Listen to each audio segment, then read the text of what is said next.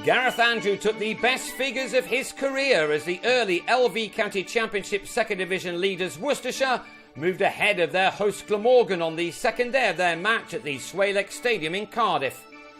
Daryl Mitchell had been Worcestershire's hero on the first day, making 101 not out of his size 232 for 9.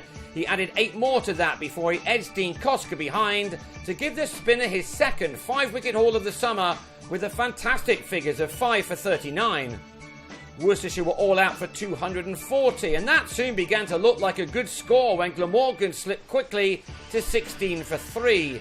Charlie Morris soon had Jacques Rudolph nicking off, before Andrew got his day going by first trapping Gareth Rees in front, and then doing the same to Murray Goodwin, even though the batsman may have thought that he'd hit the ball. This was not the start that the home side wanted, of course, and they now needed to respond through Will Bragg and Stuart Walters, on a pitch where only Mitchell so far had even made it as far as the 30s. His 100 was now looking like a priceless knock for his team, one which was now held up until after lunch as Bragg and Walters added 38 runs in 12 overs for the 4th wicket. The afternoon session got underway with the wicket of Walters, who on 18 was another to be given out LBW to the impressive Andrew, who started this season off well with the ball. Andrew then grabbed his 4th as Bragg gave Mitchell some catching practice in the slips. Bragg was gone for 24 to leave with his side in some trouble on 55 for 5.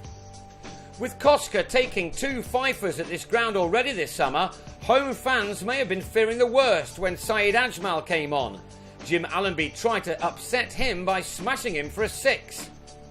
The partnership between Allenby and Mark Wallace was going to be a very important one for their team.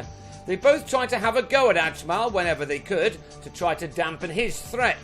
For a while it was working rather nicely as these two took their side into 3 figures with a 52-run partnership made in 15 overs. But Ajmal was to have the last laugh. As if his ton wasn't enough, Mitchell now pulled off a stunner in the slips to remove Allenby for 19 at 107 for 6. In their last game in Leicester, it took an innings from Graham Wagg to keep his side's head above water. They now needed something special from him again here if they were not going to concede a significant first innings lead to their visitors. Wagg raced to 19 off 23 balls, but he was then bowled by Jack Shantry, the ball somehow getting past Wagg's front pad to bowl the batsman after he'd offered no shot. With plenty of close fielders for company, Koska was then LBW to Ajmal, a man who may enjoy himself against a few tail-enders this summer. He didn't need too long to get shot of Will Owen, who swept Ajmal via the top edge of his bat to Alex Hales, to leave with his side on 149 for 9. Wallace had, like Mitchell before him, played a captain's innings, and his efforts were rewarded with a 50. It had come off 78 deliveries and included 5 fours. Alas for him, this was to be the last ball he faced, as Glamorgan were dismissed for 155.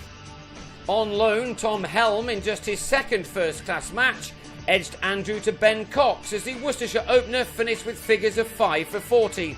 It was the 5th 5-wicket haul of his career and his best, and it took his tally of victims to 18 so far this season. Worcestershire had a lead of 85, a pretty good one on this pitch, and they added a further runs to that in the 11 overs that remained before the weather intervened, with Mitchell again looking good. He's made a terrific start to this campaign, and he's leading a side which is seemingly full of confidence right now. Mitchell will want to score big again on day 3 to bat the Welshman completely out of this contest. Worcestershire will resume on 20 without loss in their second innings with a lead of 105. They are looking favourites at the moment to make it 3 wins out of 4.